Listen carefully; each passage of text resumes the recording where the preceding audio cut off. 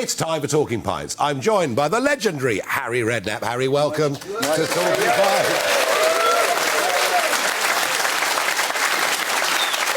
Well, I think it's fair to say that Harry Redknapp is a very, very popular figure here in Bournemouth, and we'll find out why over the course of the next few minutes. Harry, was it always going to be football? East End boy, was it always going to be football? Absolutely, Nigel, yeah. My dad was a good non-league footballer, and it was just, I did nothing at school but play football, really. Loved sport, but football was, I mean, I started training at Tottenham when I was 11, so very early I got spotted by a scout. It took me down there, so Tuesday and Thursday nights every week, down to Tottenham training, under the great Bill Nicholson was the manager then. Yep. So, but left school at 14 and signed for West Ham. Were you good at other sports too? Loved cricket, I loved all the sports, Golf is my big passion now, but I'm pretty useless, but I love it, And you finished up with Spurs, as you say, as a kid, but actually West Ham. Yeah.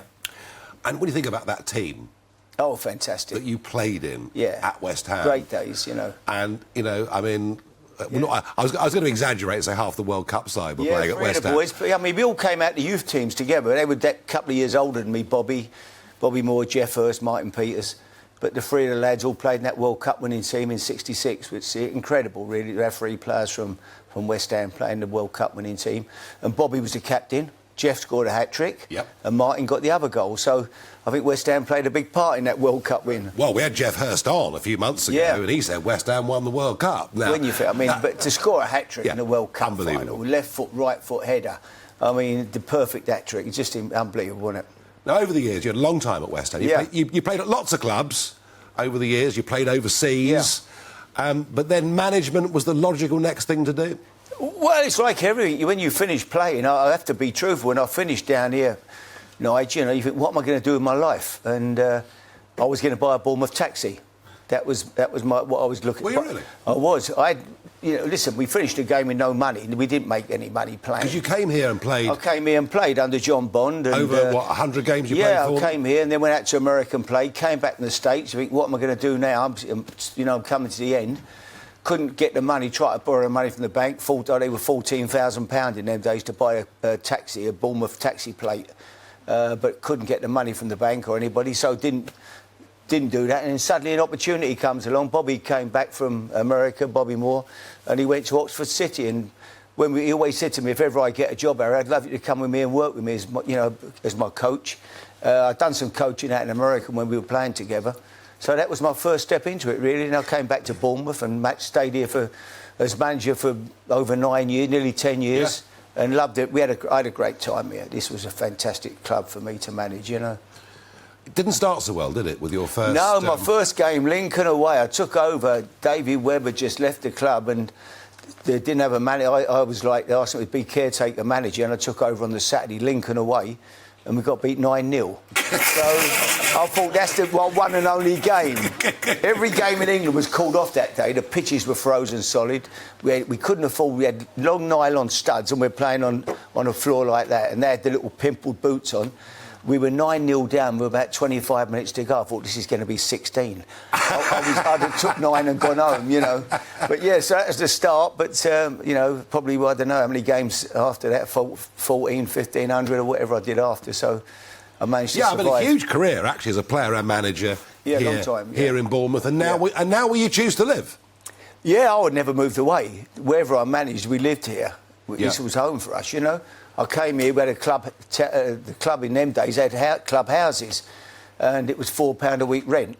And we had a little place at Purewell, near Muddyford, Purewell, Christchurch.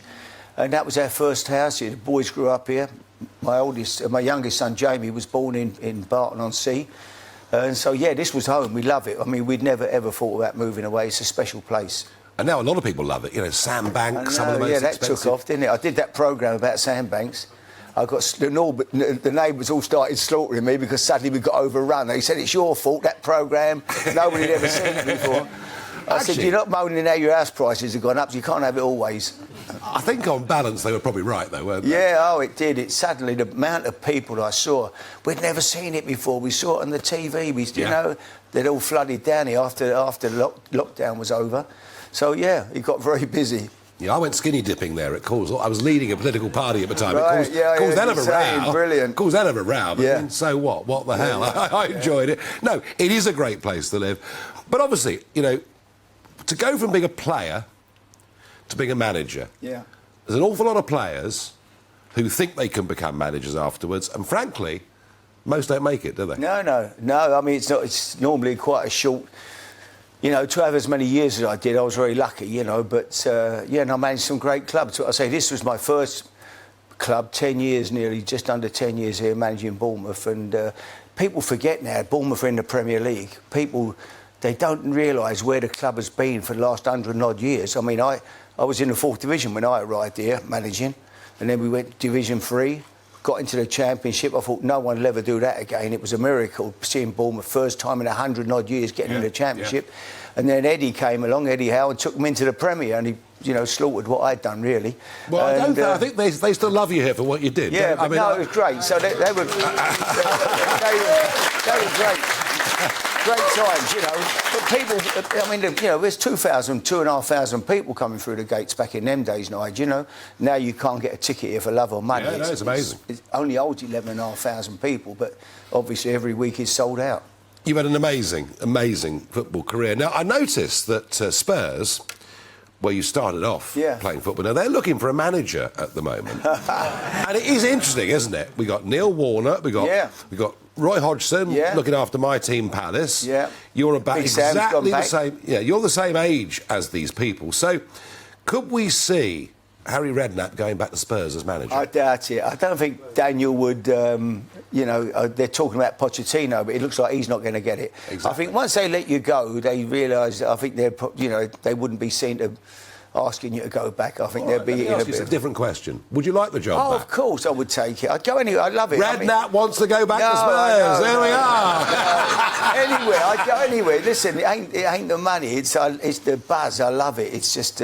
You know, that winning on a Saturday is a fantastic. And what's the skill you need? You got those young, fit, motivated young guys. What's the great skill a manager needs? Well, the first thing is sign good players. If you've got good players, it's an easy job. When you've got good pros in that dressing room, good players, good professionals who want to do well, want to play, you know, want to play for the club, it's not that difficult. Getting the best out of them, massaging their egos, keeping them happy. It's, you know, telling them how good they are rather than how useless they are. Keep encouraging them. Get the best out, you know yourself, get the best out of people. And discipline? Of course you'd have to have discipline. Yeah, you can't, otherwise they'll walk all over you. So it's that balancing act. Are you a soft manager, a hard manager? No, it depends really. If people take liberties with me, then I can be the same as anybody, you know. I treat them fantastically well and look after them, and, you know, if they want, whatever they want, if I can help them, I do. But if they take liberties with me, then I won't give them too many chances. Well, that's the message to you players at Spurs, because Redknapp could be coming back. Harry, outside of football, like all of us, you've had some fantastic successes in life.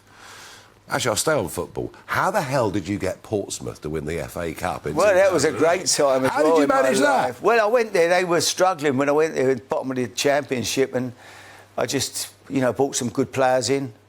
I signed a fella called Paul Merson, who was an amazing player at that level in the Championship. He got us promoted. And then we had a great cup run. Went to Old Trafford, had to beat Man United on the way, which is never easy. Beat them in the quarterfinals. So yeah, it was a great experience going to Wembley. Having watched the cup final as a kid and seeing the man in the white shirt, in the white suit, singing "Abide with Me," it was just always special, wasn't it? The FA Cup final was the big. Yeah. But now I think it's been devalued an awful lot. Now. I think it's a shame, isn't it? It's a shame. We played the games all odd times. The cup finals played at a strange time. It just lost. People play reserve teams in it now quite often because they're more bothered about trying to get in the top four. It's money in the Premiership, I guess. Yeah.